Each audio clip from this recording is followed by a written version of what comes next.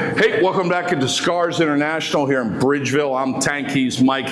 We're going to talk about the Chicago Bears now. Notice how I didn't use a demeaning term like, Cincinnati Kitty Cats. Yeah, because I respect this football team. It goes back to Mike Ditka. It goes back to Jim McMahon. It goes back to Ben Johnson. Mike Ditka, the Pittsburgh guy. No kidding, Mike. I didn't know that. Everybody knows that. You're not feeling well. I'll give you a cookie later after the show for making it through. Let's start with Ben Johnson coming down. Everybody knew he wasn't going to stay with the Lions long.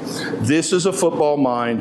This is a guy who knows how to run an offense. I love what he's done in Chicago at this point. How do you see him coming down and affecting this organization so quickly? Well, he's done a great job. He's got a very talented quarterback, and the guy's got a cannon for an arm. He's extremely mobile. He can make all the throws from every different angle. It's just, can you get a guy that can talk to him and get him to start making the proper decisions, game managing, not feeling like he has to win every single game? And he's had some success this year. His completion percentage is up. You look at the offense, they're doing much better. But the key is to me, with the Chicago Bears, is finding a way to win at the end of the game. Now, again, they're 7-3. Okay, they're sitting a wild card right now in the NFC North. But of those 7 wins, 5 of those wins have come on the last drive of the game. That's the key part. Because, there's so much parity in NFL. Anything can happen on any given Sunday. You got to play things tight. And a lot of times it's who's the team that has the football last and who can kind of get those points. And the Bears have been doing a phenomenal job at the end of the game, whether it be, game-winning drive touchdown, game-winning drive, long field goal. Everything is starting to hit on all cylinders there. Yeah, I absolutely love. And again, you can't underestimate the impact of a quality coach. You hear me talk all the time about the Stil'rs' problems with offensive coordinator going back to Randy Fichtner and what I see through with Arthur Smith. You can't undercut the ability of a good coach to come in, bring his knowledge, bring his talent to an organization. Because 2 years ago, the Bears were an organization that was a mess, Mike. They were a complete mess. You look at him now, he's developing the young talent in Caleb Williams, 2,300 yards passing, but he's still managing the kid. He's not really lighting it up with 400-yard games, 4 touchdowns. He's managing the game because you got 2 really good running backs right now behind him. How important are the running backs? Well, you go back to 2 years ago. They had a defensive-minded head coach, and they didn't have a great OC at that time to really develop a guy. They had Justin Fields. They ended up losing him. Now they go get Caleb Williams. The Bears did a great job of going out trying to find a good young offensive mind that can groom this guy and make him to be the best he can be and make him be the franchise quarterback that they hoped he was. He's got all the tools. You watch the film, the arm strength, the mobility, he's making guys miss. He's pretty quick and shifty. He can make all the throws. Now, early in the season, though, you could see Ben Johnson a little frustrated because he does come from Detroit.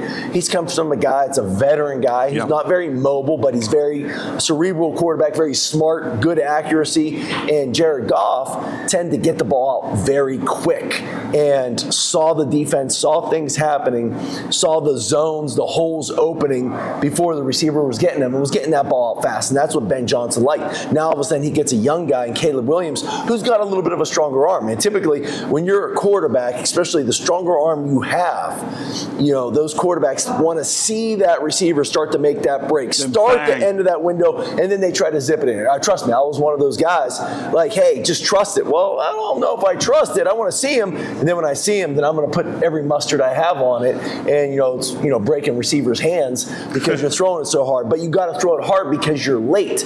And so Caleb Williams, as a young quarterback, has going to be a tendency to be a little late. Earlier in the season, that was frustrating.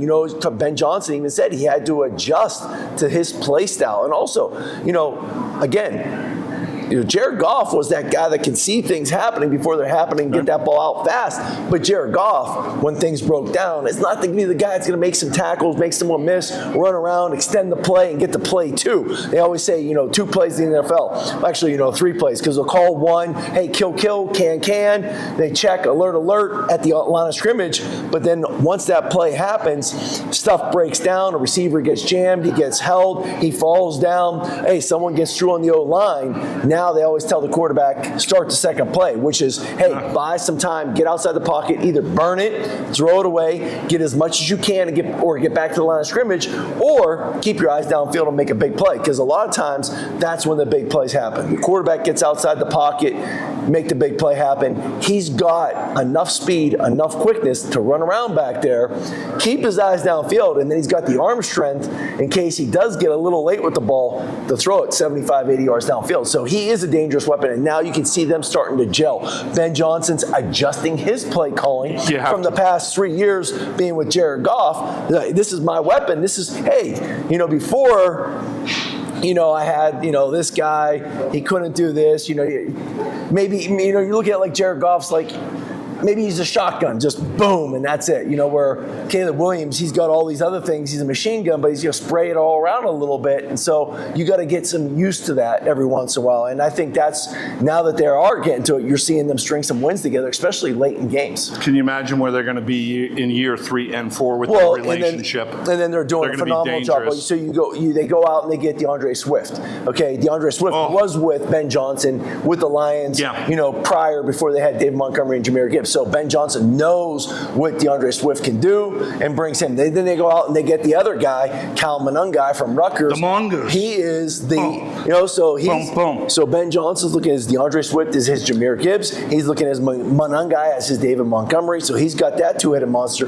They go out and they get Rome Odunze. And now Rome Odunze, I saw him in person earlier in the year back at the Lions Alumni Weekend. Saw him in person. I didn't realize how big he was. Is he? Number 15. I mean, number 15. Huge. Remember his name today. DJ Moore is a proven veteran. He can come out of the backfield. They've given him some handoffs this year. He's even thrown a touchdown back to Caleb Williams. So he's creative with that offense. You have to be ready for a trick play at any moment with Ben Johnson. And they're building those weapons. And then last but not least, they got Colston Loveland, that new tight end, the rookie. I mean, he's phenomenal. And he's tearing it up. They got 2 good tight ends now. That's what scares me. This matchup is ultimately going to go the way I see it, Mike. The Bears offense against your Steelers defense. The Bears have no defense, as it were. They got Byard back there playing safety. He's having a Pro Bowl season. But other than that, they're 27th in the league. I expect your Steelers to be able to light up. I don't care who's starting today, whether it's Mason or Aaron starting today. They should be able to put up the points. The matchup is going to come against the Bears, against your defense. Mike, what scares me as we close this segment up, and you've heard me talk about it again and again, they got to figure out a linebacker combination for the Steelers at inside linebacker. They're playing like 3 different combinations. They got Sawyer in there with Peyton Wilson. I'm telling you, Patrick Queen is a liability on this defense. I saw a tight end run right across him this week, and he went, oh, there he goes, and he made a catch. All right, when we come back in the next segment, I may do something fun like play with a penguin.